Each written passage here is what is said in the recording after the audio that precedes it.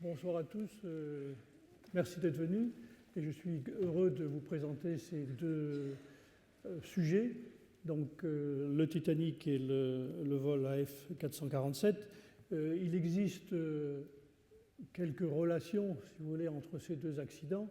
D'une part, le Titanic a sombré lors de son premier voyage, mais c'était surtout le top de la technologie de l'époque en 1912, et ce qui est le cas d'ailleurs aussi des Airbus A300, qui sont des appareils extrêmement modernes, de très haute technologie. Ces deux accidents, si vous voulez, étaient deux événements impensables, inimaginables, tous les deux, pour les raisons que vous voyez là. Ça a demandé des moyens extrêmement importants pour les retrouver. Il fallait retrouver, c'était une volonté du bureau d'enquête et d'analyse des accidents aériens, de retrouver cette épave du vol AF447 pour savoir exactement ce qui s'était passé. C'était pour eux une très haute priorité. Le Titanic, il était important pour un certain nombre d'organismes d'étudier l'épave, de récupérer des objets, parce que c'est un sujet qui fascine le public. Alors, en plus, et c'est un peu, je veux dire, le hasard, mais dans ce domaine, dans le domaine de l'intervention très profonde, on a tendance à retrouver un peu toujours les mêmes gens. Donc ce sont souvent les mêmes intervenants, et vous le verrez par la suite, qu'on retrouve aussi bien pour les opérations sur le Titanic que sur les recherches du vol AF447. Ce sont évidemment deux accidents, comme l'a dit M. Petit, qui se sont produits par très grand fond. C'est donc des technologies très particulières qu'il faut utiliser. Et il fallait également établir une cartographie précise des zones. D'une part, pour le vol AF447, parce que c'était essentiel, vous verrez la position de la zone, et les cartes qui existaient étaient des cartes qui étaient très peu précises, à basse résolution, et le service hydrographique et sonographique de la marine a établi une carte absolument extraordinaire que je vous montrerai, d'une précision phénoménale et qui a servi tout au long des opérations. Et sur le Titanic, on avait fait un petit peu l'inverse, puisque quand on a commencé à travailler sur le Titanic en 1985, on n'avait pas de moyens techniques suffisamment rapides pour faire de la cartographie.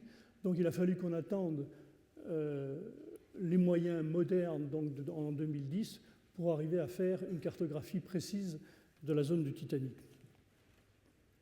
Donc c'était, en ce qui concerne les deux opérations, c'était effectivement retrouver une aiguille dans une botte de foin. La mer est très grande. On pense que c'est facile de retrouver des choses, mais en particulier, il y a des milliers d'épaves qui n'ont jamais été retrouvées et qui ne seront probablement jamais retrouvées. Donc c'est une zone extrêmement difficile, une zone de travail très difficile. Il y avait donc deux priorités. Il fallait trouver les zones, déterminer des zones de recherche et trouver les meilleurs moyens disponibles pour arriver aux objectifs. Donc l'accident je commence maintenant donc par le vol AF447. Donc c'est un accident qui s'est produit le 1er juin 2009. L'Airbus A300 est un gros avion. Voilà la trajectoire du vol. Le vol était parti de Rio. Il traverse donc l'Atlantique en passant en gros par l'équateur. Et c'est à ce niveau-là, un petit peu plus nord d'ailleurs, à quelques degrés nord, que l'accident s'est produit. Qu'est-ce qu'il y a eu? Si vous voulez, je ne veux pas rentrer dans le détail parce que pour plusieurs raisons. Donc comme j'ai expliqué d'ailleurs à l'Institut quand j'ai accepté de faire cette présentation, c'est que je me limiterai au domaine océanographique des recherches du vol AF447 pour deux raisons. La première, c'est qu'il y a une enquête juridique en cours, donc il n'est pas question de donner des informations qui pourraient être confidentielles. Et d'autre part, je ne suis pas compétent pour le faire, puisque mon domaine, c'est l'intervention sous-marine, ce n'est pas l'enquête. Je ne suis pas un enquêteur. Il y a des gens dont c'est le métier. Chacun fait son métier. Bon, ce qui se passe, c'est que là où s'est produit l'accident, c'est une zone de convergence, donc près de l'équateur, et c'est une zone très difficile, aussi bien pour les marins que pour les aviateurs. Pour les marins, c'était la zone du poteau noir où il y avait pendant des mois, il n'y avait pas de vent et subitement, il y avait des tempêtes. Pour les aviateurs, c'est à peu près la même chose. Il y a des nuages qui se développent très rapidement. Ce qui fait que quand vous avez une situation météo comme celle-là, où vous voyez des taches rouges qui sont dans l'ensemble des cumulonimbus, quelques minutes plus tard, vous pouvez en avoir un autre à côté qui va se développer à une vitesse phénoménale, à très haute altitude, ce qui fait que pour les équipages d'avions, essaient de les éviter, mais les accidents sont toujours possibles. Donc, dès que l'accident s'est produit, il y a eu une réaction immédiate qui a été d'envoyer tous les bateaux qui étaient disponibles dans la zone, enfin qui traversaient la zone, les bateaux de commerce, essayer de retrouver des survivants d'abord, essayer de localiser l'endroit où s'était produit le crash. Donc tous les bateaux que vous avez là ont été détournés de leur direction pour participer à des recherches. Ensuite, il y a eu des avions qui ont été envoyés par le Brésil, des avions qui ont été envoyés par la France, par les États-Unis, puis très rapidement ensuite des navires.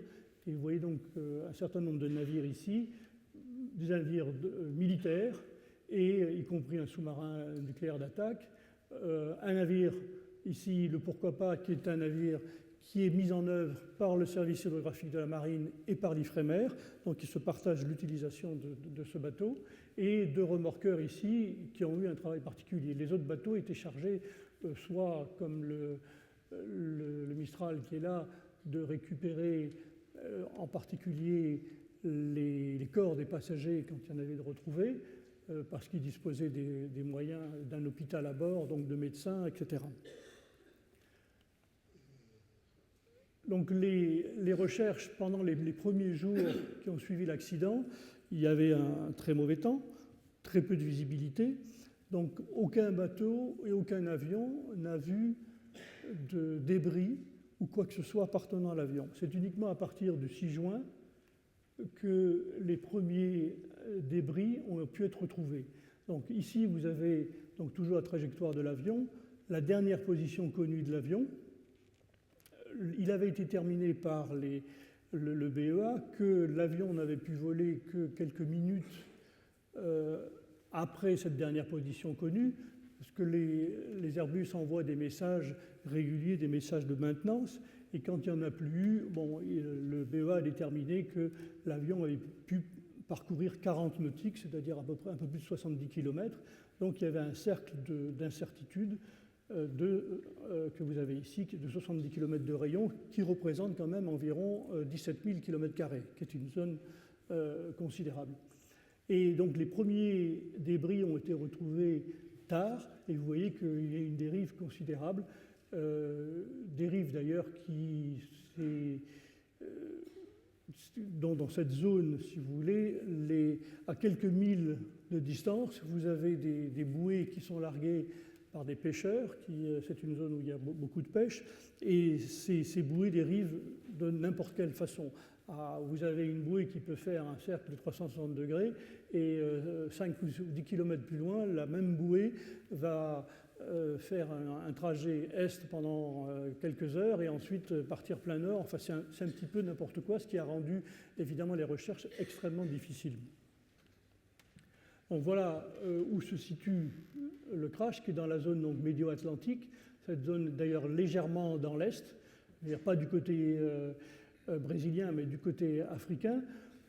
Voici une carte qui a été établie par le service hydrographique de la marine, qui est une vue en 3 dimensions, dont évidemment les dimensions verticales ont été un peu exagérées, mais vous aviez une profondeur minimum de 864 mètres ici et une profondeur maximum de 4600 mètres. Donc ce sont, si vous voulez, en quelque sorte, les Alpes sous la mer, ce qui n'arrangeait pas les recherches. Alors voici la carte dont je vous parlais au départ, qui a été établie. Avant de commencer à travailler, il fallait que les gens qui allaient faire les recherches disposent d'une carte. Donc c'est cette carte qui a été établie par le CHOM à bord du Pourquoi pas. Pourquoi le Pourquoi pas? Parce que le Pourquoi pas se trouvait à proximité de la zone de l'accident, ils allaient commencer une campagne scientifique. C'est l'Ifremer qui allait commencer une campagne scientifique, donc tout a été arrêté. Il y avait tout le matériel qu'il fallait, le matériel de recherche par grand fond. Donc les équipes du CHUM sont venues à bord et ont effectué cette carte qui est absolument extraordinaire parce que vous pouvez, là, je veux dire, il y a une telle définition que vous pouvez prendre une zone et l'amplifier et vous allez avoir toujours des détails. C'est absolument une carte phénoménale qui a servi tout au long de la mission. Et sans elle, je pense qu'il y aurait des difficultés énormes. Ce qui a permis de déterminer, si vous voulez, des zones. Vous voyez que tout ce qui est en rouge, ce sont des points qui sont relativement par faible fond par rapport aux points très foncés qui sont, eux, des grands fonds. Et vous avez donc des très fortes zones de déclivité, puisque 26% de la zone sont à très forte déclivité, ce qui rend évidemment les recherches encore plus difficiles. Donc voilà les recherches sous-marines, la zone des recherches sous-marines qui a été faite. Alors en quoi consiste la zone des recherches sous-marines juste après un accident? Sur les boîtes noires des avions, vous avez des émetteurs qu'on appelle des pingers, qui sont des petits émetteurs qui ont la taille d'une pile de 1,5 volt à peu près, je vais vous le montrer après, et qui émettent. Et donc, il faut écouter pour essayer d'entendre ces boîtes noires de façon à localiser l'épave. Donc, comme je vous le disais, la zone est très grande puisqu'elle fait 17 000 km², ce qui représente à peu près la moitié de la taille de la Suisse. Et vous pouvez y mettre les montagnes avec, c'est à peu près ce qu'il y avait au fond dans la zone du vol AF447. Donc voici la dernière position connue, comme je vous disais, 70 km de rayon. Donc voici les caractéristiques des balises qui sont sur les boîtes noires. Elles émettent à 38 kHz, à peu près toutes les secondes. Et ce sont donc voici ces petites balises. Alors évidemment, ces balises, elles peuvent, si vous voulez, elles émettent pendant à peu près 30 jours à partir du moment où elles sont dans l'eau. Elles peuvent être détruites au moment du choc de l'avion sur l'eau. Elles peuvent être masquées par des éléments de l'épave elle-même. Elles peuvent être masquées par des montagnes. Elles sont assez difficiles à entendre et à retrouver. Moi, j'ai eu l'occasion dans d'autres expéditions d'en rechercher et ce n'est pas toujours très facile. Parfois, on a de la chance. Elles fonctionnent bien. On les retrouve très vite, donc on arrive à localiser les pingers. Parfois, on n'entend rien du tout. Et ce qui a été le cas pour cette opération, c'est qu'on n'a jamais, les équipes qui ont été chargées de faire l'écoute de ces balises n'ont jamais entendu ces balises. Donc il y avait trois systèmes différents d'écoute. Vous avez des systèmes qui étaient fournis par les Américains, qui sont des sortes de micros, si vous voulez, qui sont remorqués sur le fond. Et c'est ceux qui ont été utilisés en grande partie. Vous avez un système qui existe à l'Ifremer, qui est un système qui, s'il reçoit un signal, en émet un autre amplifié. Donc l'avantage par rapport au TPL, donc à ces pingers, à ces localisateurs de pingers, c'est qu'on les tracte avec un câble ordinaire et non pas avec un câble qui transmet le signal vers la surface.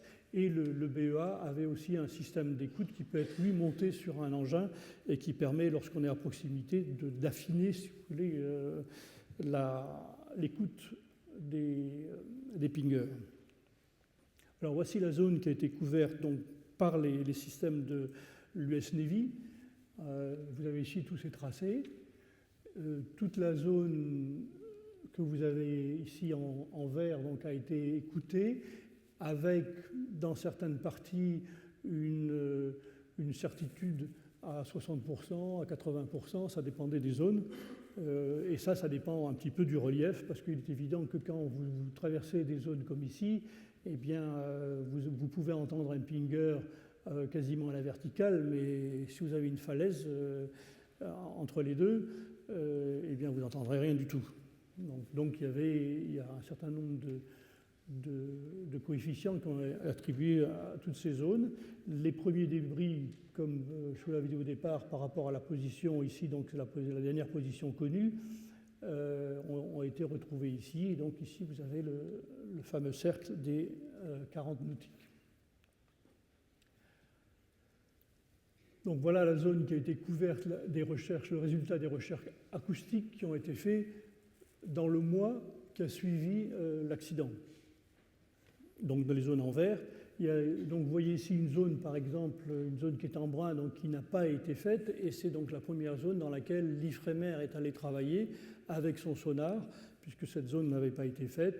Le BEA, donc, qui dirigeait toutes ces opérations et prenait toutes les décisions, avait décidé qu'il fallait aller regarder dans cette zone-là pour s'assurer qu'il n'y avait rien. Donc là, sur cette carte, on retrouve un peu justement les indices de confiance à différents endroits, toujours dans ce cercle de 40 nautiques.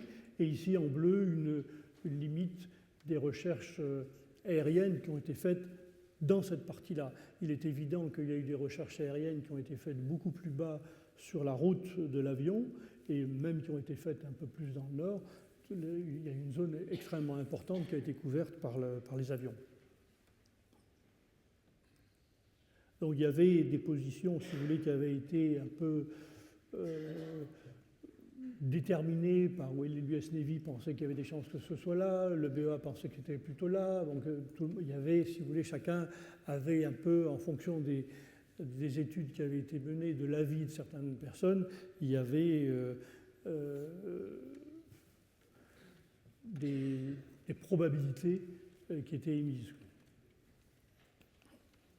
Alors, donc l'IFREMER, dans la zone marron que je vous ai montré juste avant, a utilisé un sonar remorqué, qui est le SAR, que vous voyez ici, qui fonctionne de cette façon-là. Vous avez un câble qui vient de la surface avec un lest dépresseur ici, ce qu'on appelle une lest. C'est pour découpler, si vous voulez, le lest et le sonar. Le sonar donc, envoie des ondes de chaque côté et récupère l'écho d'objets éventuels et l'écho du fond d'ailleurs, et ça permet, si vous avez un objet quelque part, de le déterminer. C'est un engin qui fonctionne très bien, qui a une bonne résolution puisqu'il est capable de retrouver des objets qui font à peu près 1 mètre de côté, une dimension d'1 mètre. Ces engins qui peuvent travailler par 6000 mètres de fond, vous voyez qu'ils peuvent couvrir des zones quand même assez importantes. Ils ont une fauchée, enfin le SAR a une fauchée de 2500 mètres, donc 750 mètres de chaque bord, ce qui permet donc de couvrir des zones relativement importantes. Mais comme vous le voyez sur ce graphique, ça marche très très bien sur des zones plates. Sur des zones accidentées, c'est plus difficile pour différentes raisons. La première, c'est qu'il y a un risque de collision avec le fond, ce qui est très difficile comme quand vous remorquez, si vous voulez, un sonar comme ça par 6000 mètres de fond, le bateau qui remorque est à peu près à 9 km, 7-8 km, disons, en avant. Donc il faut anticiper et se dire à quel moment il va falloir qu'on remonte un peu le sonar pour qu'il ne cogne pas sur le fond. C'est très difficile. Alors voilà la zone qui a été faite donc, par le SAR, où vous avez ici, donc, sur la carte, les différents tracés qui ont été faits, et ici les images donc, qui ont été faites, une mosaïque sonar qui a été faite par le SAR. Donc en général, là c'est un exemple, ça ne correspond pas à cette zone de travail, on trouve ce genre d'écho, c'est-à-dire qu'on voit des échos comme ça, on se dit là, eh bien, ça peut ressembler à des débris, il peut y avoir quelque chose. Donc voici là, ce qu'on peut voir aussi en zoomant un peu sur la zone. Et dans ce cas particulier, c'était une opération qui avait été faite par le Rod Victor, donc un des robots qui était embarqué sur le pourquoi pas. On retrouve des cailloux, mais ça aurait très bien pu aussi être des débris d'avion, puisque des échos d'un avion ressemblent souvent à ça, et vous le verrez par la suite, c'est un peu ce genre d'écho qu'on retrouve. Donc voilà les engins qui étaient embarqués sur le pourquoi pas, les engins de recherche, qui sont des engins qui permettent de faire une investigation visuelle. Donc un robot qui s'appelle le Victor, qui peut descendre jusqu'à 6000 mètres, et le sous-marin Nautil, qui est d'ailleurs le même sous-marin que celui qu'on a utilisé pour 5 opérations sur le Titanic. Le tout étant embarqué sur le navire, pourquoi pas. Alors, à la suite de cette recherche faite par le sonar, le BEA a décidé de faire de nouvelles études, et il y a une étude qui a été lancée, une étude de rétrodérive. Étant donné que tous les débris ont été retrouvés quasiment en périphérie de la zone, il était extrêmement difficile de savoir d'où ils étaient partis. Donc il y a eu 5 modèles de rétrodérive qui ont été effectués par des groupes différents, qui sont arrivés à des résultats un peu différents, mais qui ont permis au BA de déterminer une zone de probabilité, qui est la zone en rouge que vous avez, donc, dont une bonne partie était à l'intérieur donc, du cercle d'incertitude, et une petite partie qui était à l'extérieur. Donc c'est là, quand on a commencé la 3e phase de recherche, celle à laquelle j'ai participé, qu'on a commencé à travailler dans cette zone-là. Alors là, le BEA avait rassemblé des moyens importants de recherche, donc qui étaient d'une part des AUV, qui sont des drones d'observation sous-marins, c'est-à-dire ce sont des engins autonomes à qui vous dites ce qu'ils ont à faire, c'est-à-dire vous leur demandez d'effectuer des recherches sous-marines, vous leur donnez des points tournants, vous leur dites à quelle altitude ils doivent fonctionner, quels sont les capteurs. Ce sont des engins sur lesquels on peut mettre des capteurs différents, c'est-à-dire un sonar latéral, on peut y mettre des appareils photo, on peut y mettre des sondeurs multifaisceaux, on peut y mettre des sondeurs pénétrateurs de sédiments. Il y a donc tout un nombre de capteurs potentiels. Donc on avait pour la phase numéro 3, 3 de ces AUV, je vous en reparlerai plus tard, qui pouvaient plonger donc, tous à 6000 mètres.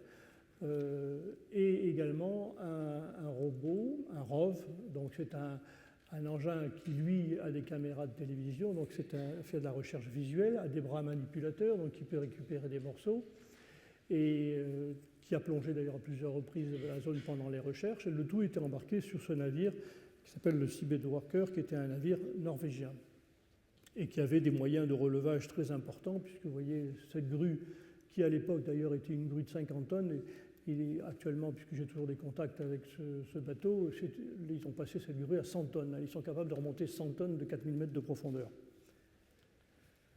Donc il y avait également un autre navire qui était un navire américain sur lequel étaient embarqués des moyens de l'US Navy, c'est-à-dire un sonar remorqué un peu identique à celui de l'Ifremer au SAR, et un robot un peu identique à celui qui était sur le Seabed Worker.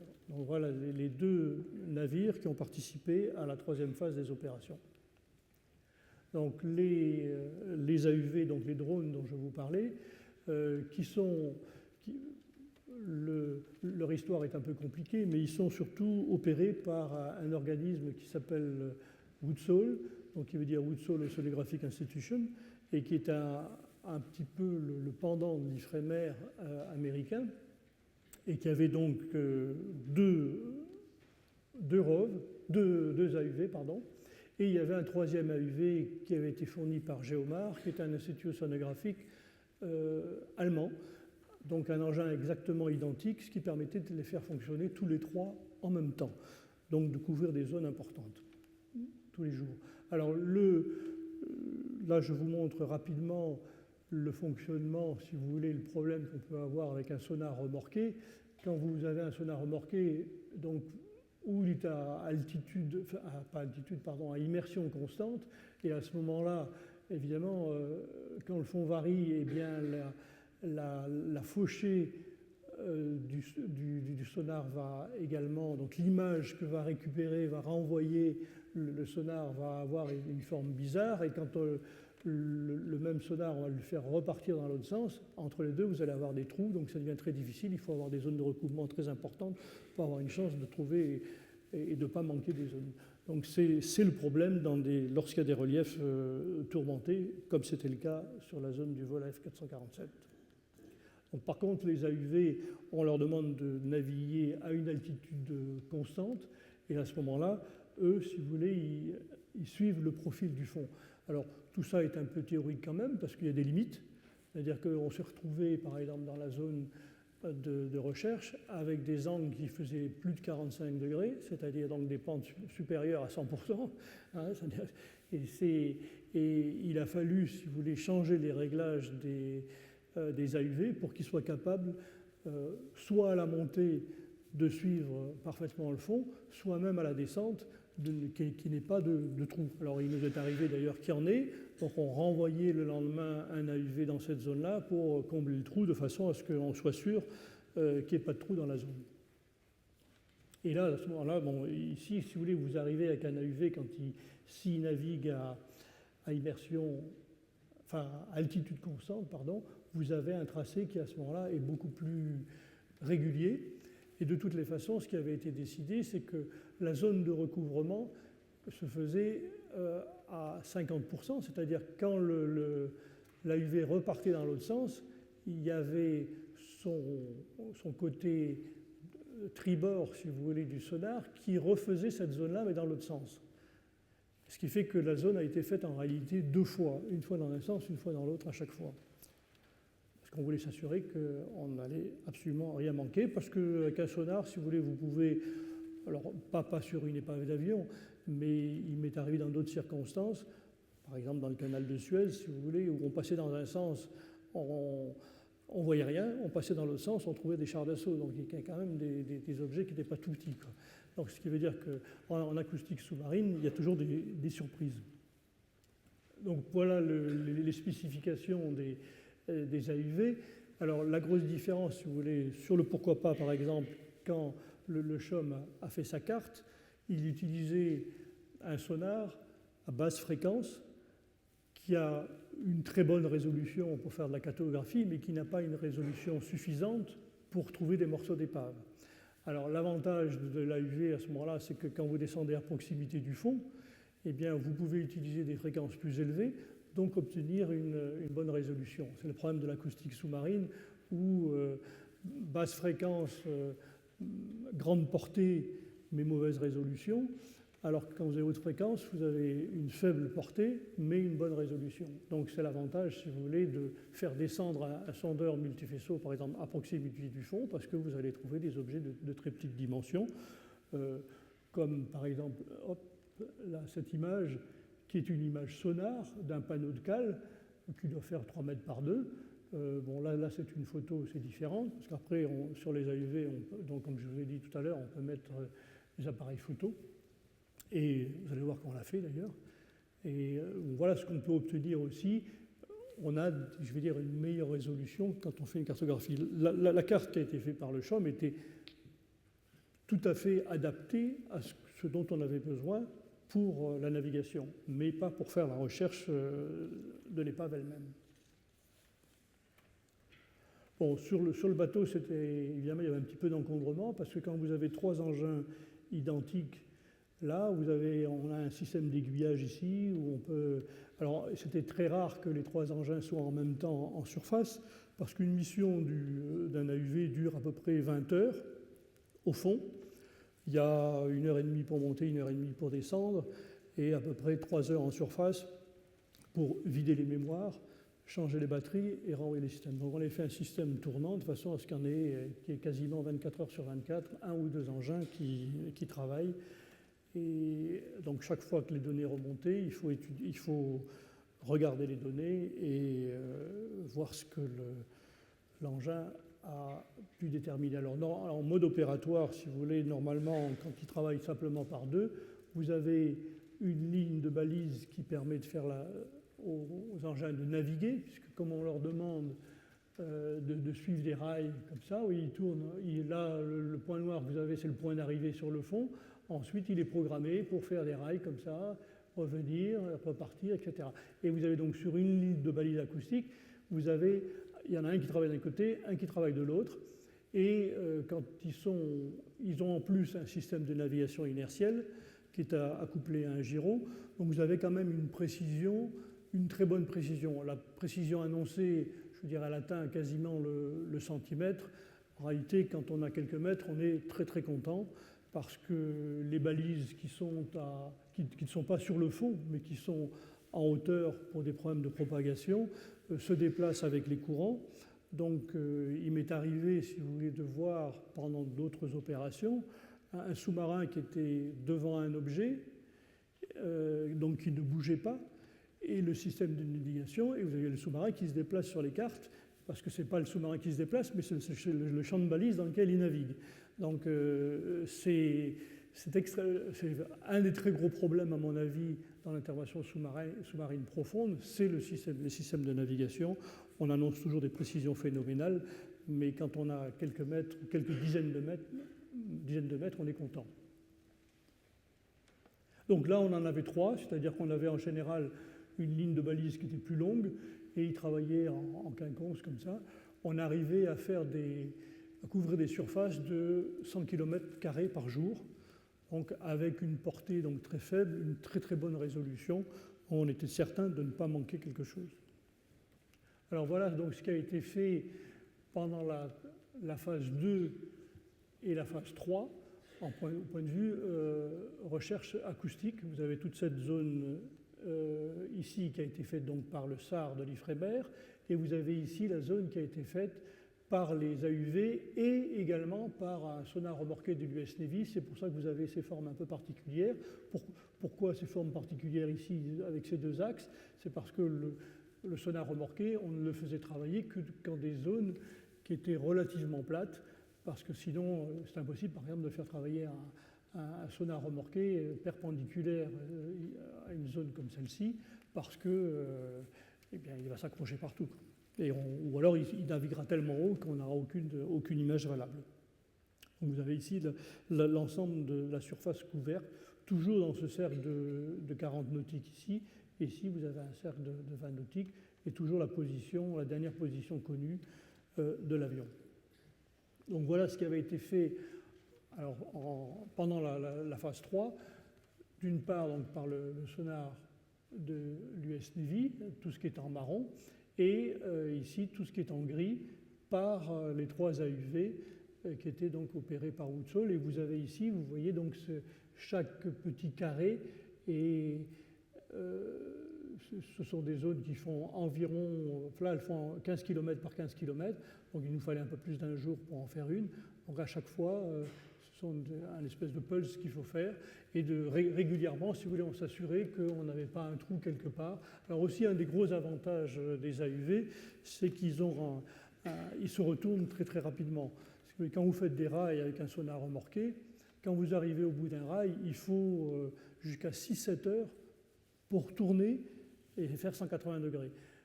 Alors, par petit fond, ce n'est pas le cas, donc ça marche très bien, mais par grand fond, c'est intéressant, si vous voulez, un sonar remorqué est intéressant quand vous faites des rails qui sont extrêmement longs, parce que le temps que vous perdez dans les retournements fait que vous avez un rapport entre le temps de travail et le temps perdu pour retourner qui est intéressant.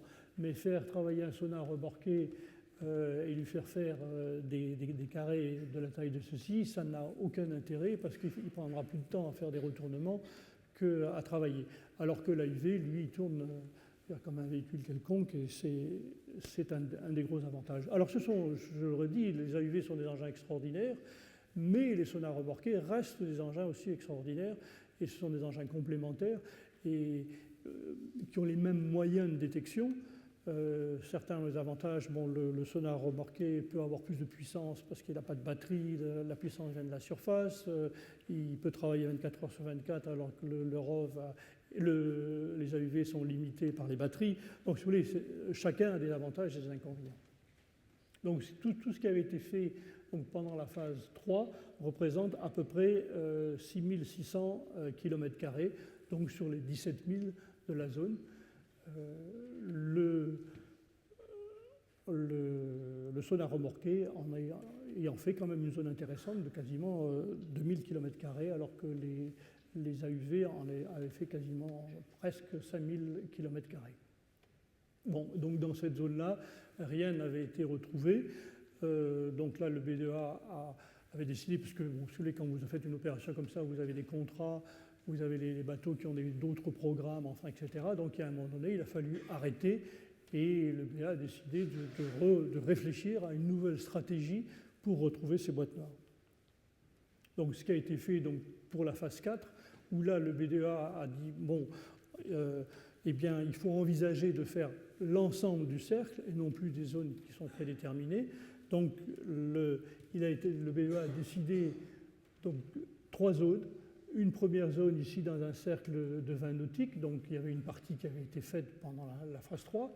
Une seconde zone donc, que vous avez ici, qui était une zone aussi de probabilité, donc plutôt dans la partie nord, de la zone, et une troisième zone, si rien n'était trouvé, qui est donc cette partie sud, entre 20 et 40 nautiques, ici, et finir ici, dans cette petite zone ici, qui n'avait pas été faite pendant la phase 3. Donc l'opération ici s'est faite de deux façons. Alors, au lieu d'avoir tous les moyens sur zone, comme il restait quand même pas loin de 10 000 km² à faire, pour des problèmes de budget, le BEA avait décidé de faire ça en 2 temps, c'est-à-dire de faire une première phase de recherche, et si les boîtes noires étaient retrouvées, d'envoyer à ce moment-là un navire, les récupérer, et donc finalement de découpler les moyens. C'est donc ce qui a été fait, donc un système de recherche avec un navire qui s'appelait la Lucia, qui est d'ailleurs un ancien navire de l'Ifremer qui a été transformé, et navire avec lequel on a fait, enfin moi personnellement j'ai fait 5 opérations sur le Titanic, mais dans une version beaucoup moins moderne que celle-là. Donc un navire qui est quand même encore en service, qui est devenu d'ailleurs un yacht en réalité, et qui est très très confortable et très bien aménagé. Et le système de récupération donc, qui était prévu, qui était d'envoyer un câblier, les câbliers étant des gens spécialisés pour la réparation des câbles, donc ils savent très très bien remonter des charges lourdes, ils savent réparer des câbles par grand fond, et ce sont des gens qui sont très très compétents, et d'utiliser donc un ROV, toujours mis en œuvre par la société Phoenix, donc qui est la même société qui met en œuvre les systèmes de la marine américaine qu'on a vu précédemment. Et comme je vous le disais au départ, on retrouve toujours un petit peu les mêmes gens. Donc au mois de, disons, à peu près 15 jours, 18 jours exactement, je crois, après le début des opérations, il y a eu, dans la zone que je vous montrerai ensuite, un écho significatif qui ressemble un petit peu à celui que je vous ai montré tout à l'heure, et qui était dans une zone relativement propre, où il n'y avait rien d'autre, donc une zone qui faisait 600 mètres par 200 mètres. Et là, les gens qui étaient embarqués sur le bateau se sont dit, là, il y a quelque chose qu'il faut absolument aller voir, et donc qui était effectivement l'épave du vol AF447, qui se retrouvait donc par rapport à la dernière position connue dans cette zone bleue ici, à cette position exactement. Donc le site de l'épave est là et la route du vol passait ici, donc pas très très très loin finalement du point central. Mais donc ça, après, si vous voulez, il est toujours extrêmement facile de dire « Ah ben oui, mais pourquoi vous n'avez pas commencé par là ?» ou « Pourquoi vous... » Bon, on peut toujours... une fois qu'on a trouvé, c'est très facile de refaire l'histoire. Mais honnêtement, quand vous retrouvez des débris en surface par ici, il n'est pas évident de se dire que tout venait de là. C'était pas... Alors, la zone, quand il y a eu pratiquement une certitude, si vous voulez, qu'il s'agissait de l'épave, les AUV sont passés en version photo, et il s'agissait de faire à ce moment-là une photo mosaïque de la zone, donc, qui a été faite par les AUV, où il y a eu 7 missions donc, qui ont fait 85 000 photos. C'est l'avantage et l'inconvénient des AUV, c'est qu'ils font énormément de photos. Le problème, c'est qu'après, il faut les exploiter. Ça fait un nombre de données considérable. Là, donc ça a été fait à bord pendant l'opération. Et vous voyez que quand on fait une photo mosaïque, on obtient, ici, vous avez donc 3 et 3, 6 par à peu près une cinquantaine de photos, donc pour un débris de l'avion qui était ici, exactement. Donc, et vous avez ici partout d'autres débris sur chaque photo. Si on zoomait sur cette partie-là, vous verriez la même chose évidemment que ce que vous voyez ici sur la partie droite. Donc voici quelques confirmations, si vous voulez, des débris de l'avion qui ont été faites. Donc ces photos ont été faites par les AUV. Donc il s'agissait pour le BEA d'obtenir une carte de la zone en attendant que le câblier arrive pour faire effectivement l'investigation avec un robot équipé de caméras de télévision et voir les détails de la zone. Donc le BEA a identifié, si vous voulez, un certain nombre, grâce aux photos, un certain nombre de parties de l'avion. Donc voilà finalement toute la zone qui avait été couverte par les recherches, et en particulier donc par cette dernière phase ici. Donc l'épave a été retrouvée à peu près à cette position ici. Donc ensuite l'île de Sein est venue sur zone, équipée de ce robot qui était chargé de la récupération des morceaux et surtout de retrouver les boîtes noires visuellement et de les récupérer. Donc voici des images des boîtes noires telles qu'elles ont été retrouvées au fond. Donc vous voyez ici une d'entre elles qui est intacte. Vous avez ici le fameux picker dont je vous parlais tout à l'heure. Une d'entre elles donc était entière. Une autre, il y avait le châssis d'un côté et la partie enregistrement que vous avez ici. On retrouve une autre partie parce que vous avez deux boîtes noires sur les avions. Et le BEA avait une question qui se posait, c'est qu'il n'y avait pas de mémoire. Là, ici, vous avez les mémoires qui étaient restées aussi longtemps, si vous voulez, dans l'eau. C'était un nouveau type de mémoire. Les boîtes noires précédentes étaient équipées de bandes magnétiques, qui étaient d'ailleurs en général lisibles, mais qui s'abîmaient facilement, sans doute, les bandes magnétiques, alors que là, ce sont des mémoires identiques à ce que vous avez dans vos téléphones portables, mais il y avait quand même une question, est-ce que ces mémoires ont résisté à un séjour prolongé dans l'eau de mer et même au choc, si vous voulez. Et il s'est trouvé que les boîtes noires que les mémoires étaient en parfait état et que le BEA a pu extraire de ces mémoires toutes les données qui étaient enregistrées, sans exception. Donc, lorsque les boîtes noires ont été retrouvées, il y avait à bord du bateau des gendarmes, donc qui étaient chargés à partir du moment où les boîtes noires ont été vues et récupérées par un ROV, de suivre en permanence et de ne jamais perdre de vue ces boîtes noires. Ça, c'est dans le cadre de l'enquête judiciaire, de façon à ce qu'il n'y ait pas d'ambiguïté à aucun moment sur ce qui a pu se passer avec les boîtes noires. Donc, les gendarmes ont été chargés de transporter vers la France ces boîtes noires. C'est un patrouilleur de la Marine nationale qui est venu de Cayenne et qui a embarqué les boîtes noires avec les gendarmes, qui sont repartis donc au BEA à Paris, où là, le BEA est équipé de salles spéciales où là aussi il y a des caméras qui enregistrent en permanence ce que font les gens pour qu'il n'y ait pas de contestation possible. Et pendant donc tout ce temps-là, l'île de Sein, sous la direction toujours du BEA, récupérait des morceaux au départ, au cas où les boîtes noires n'auraient pas donné de bons résultats. Donc le BEA avait besoin de récupérer des morceaux importants pour l'enquête. Donc il y a eu un certain nombre de morceaux dont vous voyez la liste ici, qui ont été récupérés, donc avec ici les enregistreurs de vol qui sont en rouge.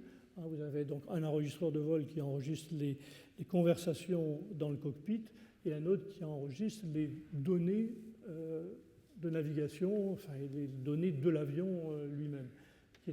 Vous avez donc ce qu'on appelle un voice recorder et un data recorder. Donc tous ces éléments ont été récupérés. Lorsque le BEA a eu suffisamment de parties de l'avion récupérées et que les boîtes noires les mémoires des boîtes noires ont montré que tout était enregistré, l'opération s'est arrêtée. Donc je vais passer maintenant assez rapidement au Titanic. Je m'excuse, je vais essayer d'aller plus vite. Donc le Titanic, très rapidement, un peu d'historique. Donc l'idée de construire le Titanic est partie de deux personnages que vous avez ici, donc qui sont Bruce Ismay, qui était le directeur de la White Star Line, et James Perry, qui est le directeur du chantier naval de Belfast, où la White Star Line avait l'habitude de faire construire ces bateaux. Donc ça, c'est une réunion qui a eu lieu en 1907. Dès 1908, il y a Thomas Andrew qui a été chargé de dessiner les plans du bateau et qui était chargé de la construction du bateau, qui était d'ailleurs un neveu de James Perry. Donc la construction a eu lieu a duré plusieurs années évidemment au chantier. La mise à l'eau a eu lieu le 31 mai et le voyage inaugural donc le 10 avril 1912. Le Titanic faisait partie d'une série au départ. Il devait y avoir 2 bateaux de construits, l'Olympique et le Titanic. L'Olympique a été construit un peu avant le Titanic et finalement ils ont décidé de construire un 3e bateau qui au départ avait été baptisé le Gigantique et à la suite du naufrage du Titanic, on a changé son nom et on l'a appelé le Britannique. Et le Britannique d'ailleurs, l'Olympique a eu une carrière tout à fait normale, ce que beaucoup de gens ne savent pas. Par contre, le Britannique, lui, n'a jamais navigué comme paquebot, mais parce qu'il a été transformé au moment de l'entrée en guerre en 1914, enfin du début de la guerre en 1914, en navire hôpital, et lui a coulé dans le chenal de Kea, c'est-à-dire entre le Péloponnèse et l'île de Kea en Grèce, et on a eu l'occasion d'aller faire des plongées également sur cette épave, qui est par 100 mètres de fond, mais qui est beaucoup moins belle que le Titanic, d'ailleurs. Donc, bon, l'histoire du Titanic, tout le monde connaît un peu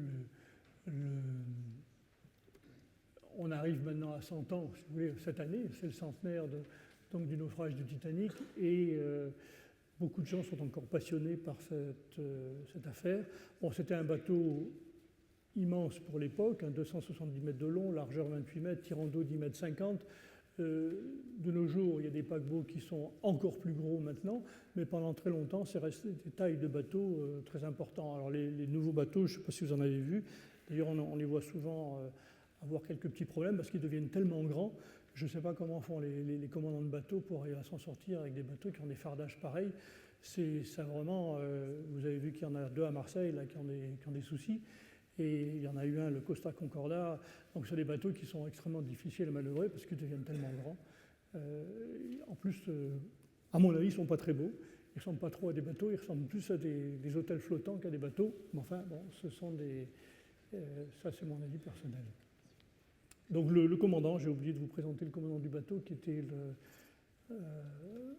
qui faisait d'ailleurs son dernier voyage, le commandant Smith, qui partait à la retraite ensuite et qui était quelqu'un de très expérimenté, mais qui n'a pas trop tenu compte des avis qu'il a reçus.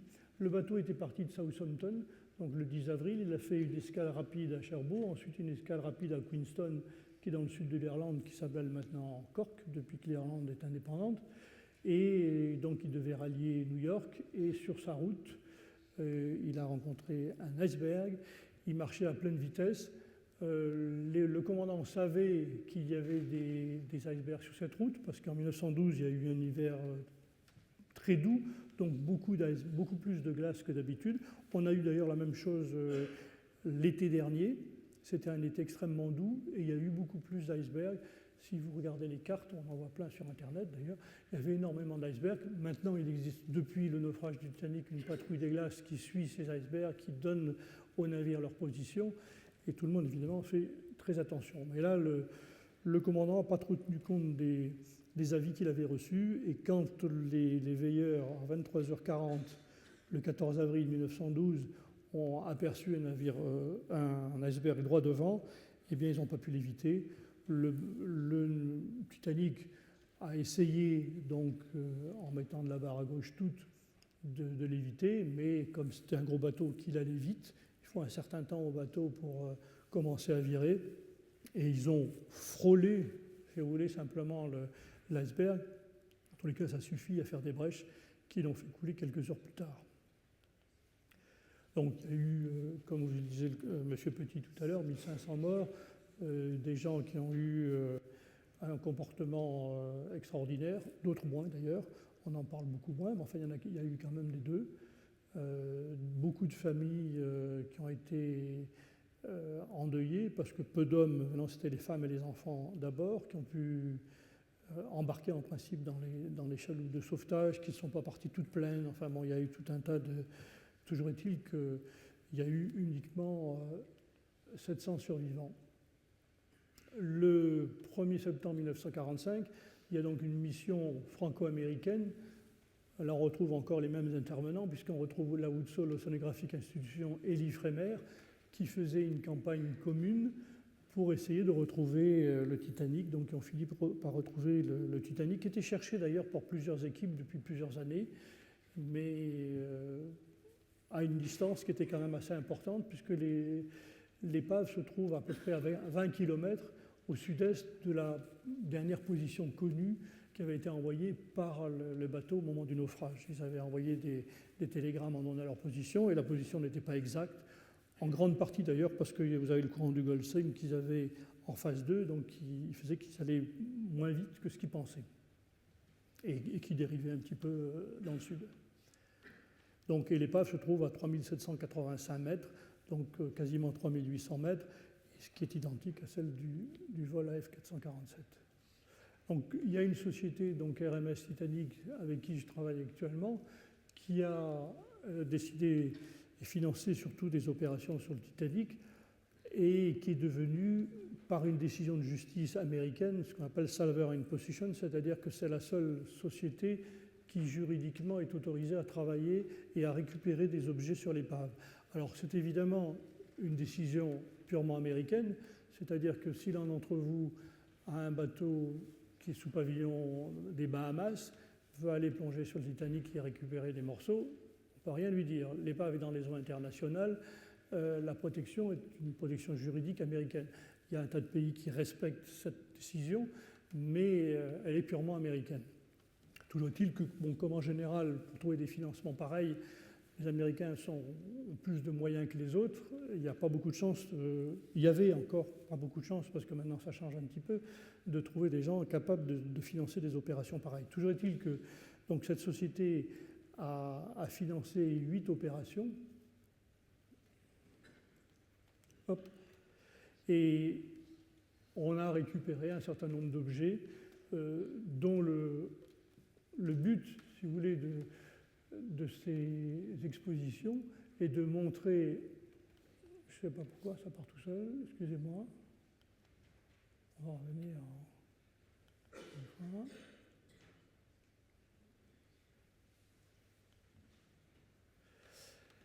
Donc, il y a eu 27 millions de personnes qui ont vu les différentes expositions. Je ne sais pas, ça avance tout seul, voilà. Donc, dans ces expositions, on peut voir des objets donc, qui ont été récupérés, conservés. C'est pas très facile de conserver des objets quand ils ont séjourné autant de temps dans l'eau, mais je veux dire, les conservateurs, à mon avis, font des miracles. C'est un peu comme les gens du BEA qui s'occupent des boîtes noires. Ils font, si vous voulez, des miracles avec ces boîtes noires, arriver à ressortir des informations qui sont parfois très très difficiles à récupérer. Dans ces expositions, on peut voir également des reconstitutions de certaines parties du bateau. Donc les différentes expositions, il y a eu donc 8 expositions entre 1987 et 2010. 7 expositions ont récupéré des objets, et il n'y a que lors de la dernière où on n'en a pas récupéré. Alors un des objets majeurs qui ont été récupérés, je dis majeur parce que c'était le plus gros, c'est ce morceau de coque, qui est un morceau qui pesait tel qu'il était là à 20 tonnes. Ensuite, il y a la partie inférieure ici qui a été coupée. Alors cette partie-là, on l'appelle la big piece, l'autre, on l'appelle la small piece ici. Et donc, qui sont exposés. Celle-ci est exposée actuellement à Las Vegas dans une exposition dite permanente. Donc, le système de relevage est très, très particulier. Au lieu d'utiliser un câble, ce qui est faisable, hein, on peut utiliser un câble et remonter une pièce de 20 tonnes de cette profondeur-là. On saurait le faire. Sur le Titanic, du fait qu'il y a le Gulf Stream qui passe à proximité, moi, je n'étais pas très favorable, et donc on m'a suivi dans cette idée-là, si vous voulez, et un ingénieur de l'IFREMER avait conçu ce système de relevage qui sont des baudruches dans lesquelles on met du gasoil, qui est du gasoil du bateau, et on travaille par différence de densité. C'est-à-dire que là, avec une baudruche telle que celle-ci, dans laquelle il y a 20 mètres cubes de gasoil, on obtient à 4000 mètres de profondeur 3 tonnes de flottabilité. C'est-à-dire que pour remonter cette pièce ici qui faisait 20 tonnes, on a utilisé 7 comme ça. Donc en remplissant, il faut évidemment les envoyer au fond en mettant des chaînes, du poids. Il faut les déplacer au fond, les amener à proximité Alors on vise, mais de temps en temps on vise bien, de temps en temps on vise à côté, donc il faut les déplacer. Et on attachait donc ces baudruches sur une ligne principale qu'on appelait un arbre de Noël, jusqu'à ce qu'on obtienne la poussée nécessaire. Ensuite, sur un largage acoustique, on largue tous les poids, et en 20 minutes, la pièce était remontée en surface. Alors ça n'a pas été aussi simple que ce que je vous le dis, parce qu'on s'y est repris à 2 fois. On a perdu la pièce une fois parce qu'on a eu des problèmes avec un bateau, il y a un cyclone qui est arrivé, tout est retombé au fond, on est revenu 2 ans après. Enfin, maintenant, la pièce a été remontée et est exposée et dans un bon état. Vous voyez qu'on a utilisé beaucoup de bateaux. On a utilisé, comme je vous l'ai dit, donc, le sous-marin Nautil. On a utilisé des sous-marins russes. On a utilisé des AUV, donc ça c'était en 2010. On a utilisé des robots. Bon, il y a eu énormément de matériel, des studios flottants comme ce bateau qui appartenait à Aquaplus, la société dont je m'occupais à cette époque-là, donc dans les années 96-98. Et donc toujours pareil, Woodsole en particulier et Félix pour la dernière opération en 2010, qui s'est faite, si vous voulez, cette opération s'est faite juste après la phase 3 de l'opération de recherche du vol à F447, puisque les engins ne sont quasiment même pas retournés dans leur base. Ils sont allés directement à Terre-Neuve, ont été remis en état, reconditionnés à Terre-Neuve pour partir sur le Titanic immédiatement. On a changé de bateau, voilà. Donc là, vous retrouvez les mêmes engins, quasiment les mêmes personnes d'ailleurs. Tout le matériel a été embarqué sur un bateau qui s'appelle le Jean Charcot, qui est aussi un ancien bateau de l'Ifremer, qui navigue sous pavillon anglais, mais les Anglais n'ont jamais changé le nom du bateau parce qu'ils trouvent que ça porte malheur, et à mon avis, ils ont raison, même si on n'est pas superstitieux. Donc le bateau s'appelle toujours le Jean Charcot, et il navigue, et il est... bon, ça commence à être un vieux bateau, mais il a une bonne tête. Et il navigue bien, il marche bien.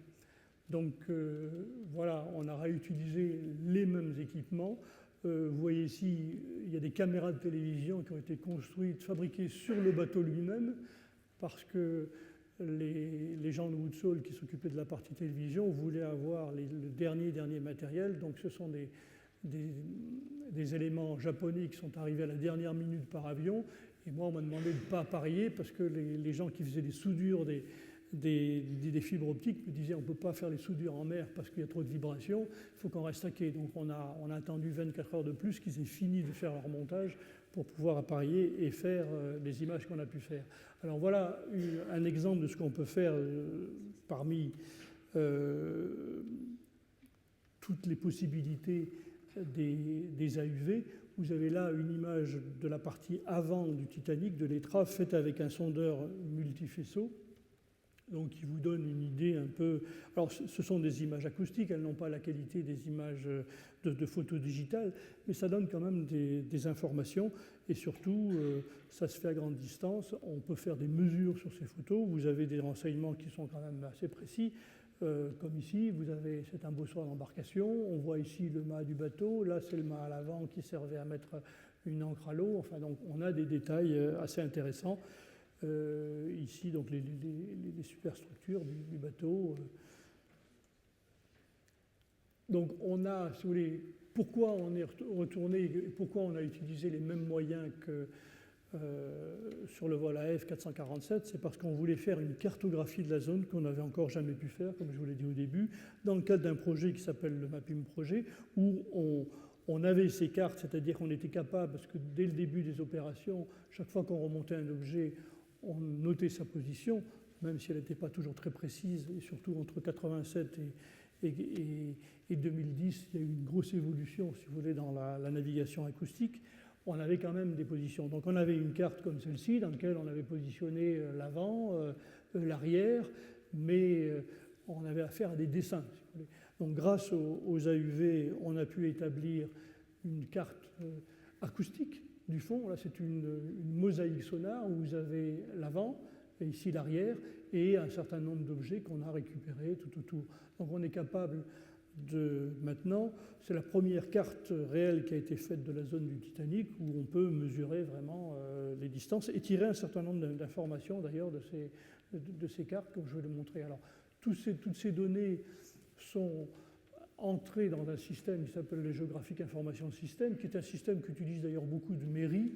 Si vous avez une propriété et que vous avez un terrain, il y a de grandes chances que la mairie utilise ce système-là, un système qui est un logiciel très puissant et qui travaille par couches. C'est-à-dire que vous pouvez avoir une carte, hein, comme c'est le cas ici, la bathymétrie du fond.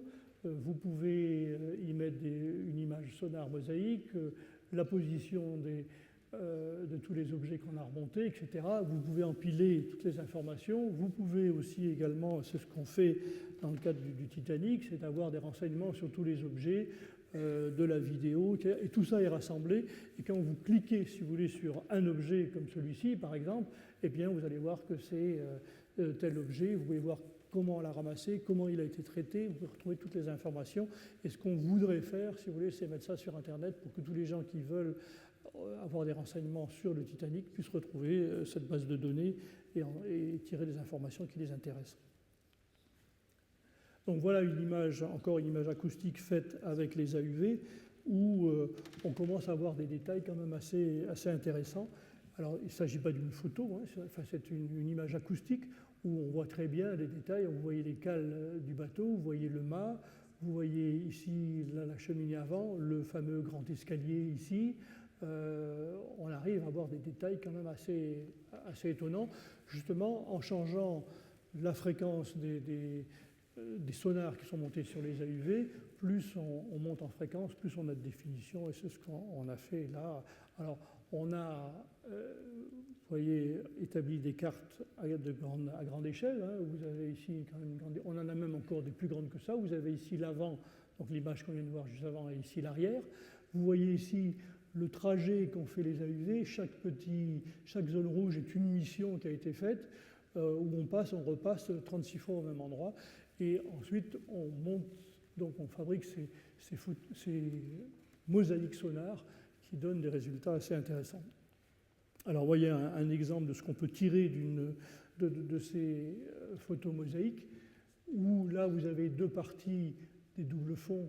On s'était aperçu que quand on rajoutait donc cette partie de l'avant du Titanic et la partie arrière, il manquait un morceau. Et il manquait le morceau où il y avait des chaudières, d'ailleurs, donc qui sont ici.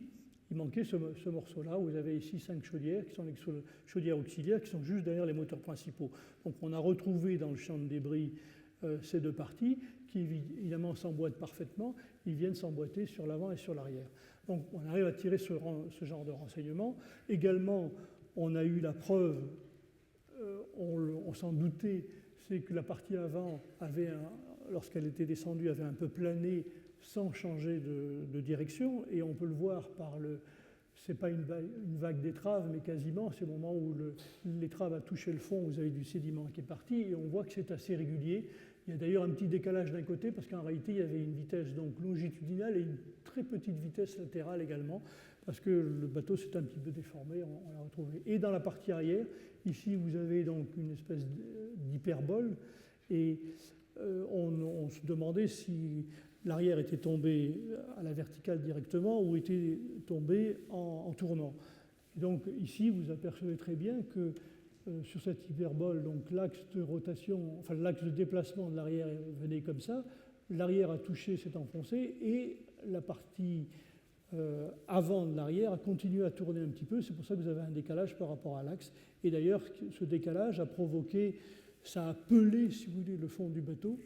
Et on retrouve donc sur le côté tribord ici, on retrouve, vous allez voir sur l'image suivante, ici, on retrouve ici une partie du fond du bateau. On se demandait un peu pourquoi, et c'est simplement parce que quand le bateau est arrivé à continuer à tourner, ça a pelé le fond. Donc des exemples de ce qu'on peut retrouver aussi, donc grâce à ces photos ces mosaïques sonars. Vous avez ici donc des chaudières, une photo d'une des chaudières. Alors, j'en ai trouvé que 4. Là, la 5e, je ne me souviens plus exactement où elle est, mais enfin, elle est dans les parages.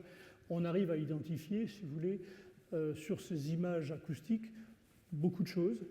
Il est certain qu'on ne peut pas tout voir, mais l'avantage de ces images acoustiques, c'est que vous n'avez pas besoin d'éclairage. Vous avez des photos à grande distance. Quelle que soit la visibilité, vous obtenez des renseignements très intéressants.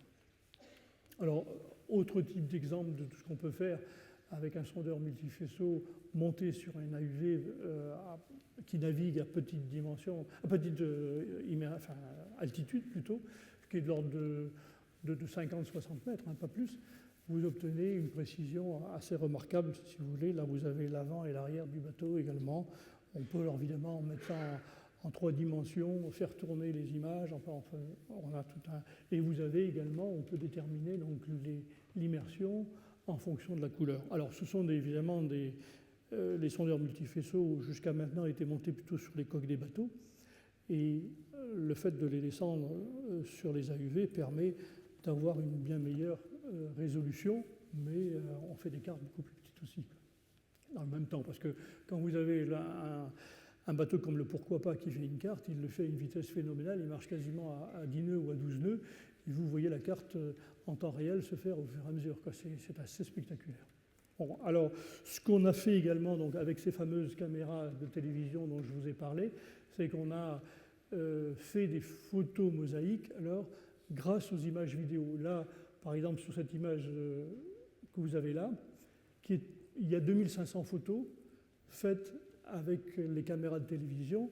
Donc, c'est une photo mosaïque. Ici, il doit y en avoir certainement plus, je ne me souviens pas du chiffre, mais il peut y en avoir 8 ou 10 000, si ce n'est plus. De la même façon, encore une vue de l'arrière, où là, vous voyez les hélices. Si vous mettez un sous-marin à cette position-là, vous ne verrez jamais les hélices. J'y suis allé, j'ai vu les hélices parce qu'on est allé en dessous, mais à cette distance de l'arrière, on ne les voit pas. En faisant une photo mosaïque, vous arrivez à reconstituer, si vous voulez. Ça permet. D'ailleurs, on voit, il y a quelque chose que l'on a vu évidemment dans sous le bateau, c'est que vous voyez que les hélices ici, les 3 hélices étaient quasiment au même niveau. L'hélice centrale, on ne voit pas du tout. Qu'est-ce qui s'est passé? C'est que les 2 hélices latérales, au moment du choc, donc ça montre bien que l'arrière est arrivé, les hélices en premier, au moment du choc, les 2 supports de ligne d'arbre des 2 côtés se sont probablement cassés et les hélices sont remontées. Parce que quand on plongeait et qu'on arrive ici, on voit des hublots au niveau du haut de l'hélice. Alors il n'y a pas beaucoup de bateaux où, j'espère, quand les hélices tournent, on arrive à les voir par les hublots. Donc on savait ce qui s'était passé, mais là on le voit très bien, puisque le gouvernail lui-même est complètement dans le sédiment, et c'est dans justement le safran du gouvernail que se trouve l'hélice centrale. Bon, d'autres photos mosaïques, donc ce sont les premières images, si vous voulez, vraiment de l'épave. Jusqu'à maintenant, c'était des dessins qui avaient été faits dans quasiment tous les livres que vous verrez. Ce sont des dessins très très bien faits, d'ailleurs, en général par un Américain qui s'appelle Ken Marshall, qui est absolument un artiste fabuleux, qui connaît extrêmement bien le Titanic, mais ce sont des dessins. Là, vous avez affaire à des photos. Là, je vais vous montrer très rapidement, c'est quelques images vidéo, ça dure exactement 2 minutes. Je n'entends pas le son, il y a un peu de musique, enfin c'est pas grave. Donc l'étrave du bateau, qui est la partie la plus spectaculaire. Puis on entend un peu de musique. Donc vous voyez, la qualité des images vidéo est assez étonnante. Chaque image, c'est 30 images par seconde. Chaque image fait à peu près 24 millions de pixels. Donc c'est-à-dire que si vous faites un arrêt sur image, vous avez une photo. Donc là, c'est le mât principal avec les treuils. On a vu, grâce à ces caméras, pas mal de choses qu'on n'avait encore jamais pu voir, si vous voulez, en détail, même si on était passé et qu'à travers les boulots, on a vu des choses en regardant les vidéos. Là, vous voyez donc la partie avant qui est très enfouie, des hublots qui sont encore en bon état, évidemment toutes les lignes d'olivier. Vous voyez, le bateau est recouvert de cette espèce de... C'est pas de la corrosion, c'est fait en grande partie d'ailleurs tout ce stalactites, c'est fait par des bactéries qui, pour donner une image, mangent le Titanic petit à petit.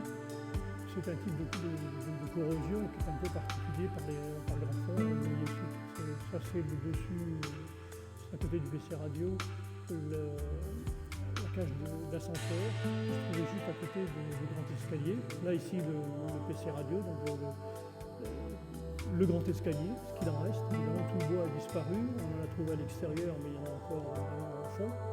Alors avec les sous-marins, évidemment, on ne va pas à l'intérieur du bateau, on envoie un petit robot philo-guidé à partir des sous-marins, des exemples de... Voilà. Et donc maintenant, si on a encore un tout petit peu de temps, ou si vous avez des questions à me poser, j'essaierai d'y répondre. Et surtout, si vous voulez des renseignements complémentaires, vous avez du côté du BEA pour l'accident, vous avez un rapport final qui est accessible sur le site du BEA, où vous aurez absolument tous les renseignements possibles et imaginables concernant cet accident, et également sur le Titanic. Si vous allez sur le Titanic, vous verrez un peu plus ce que l'on a fait pendant notre dernière expédition.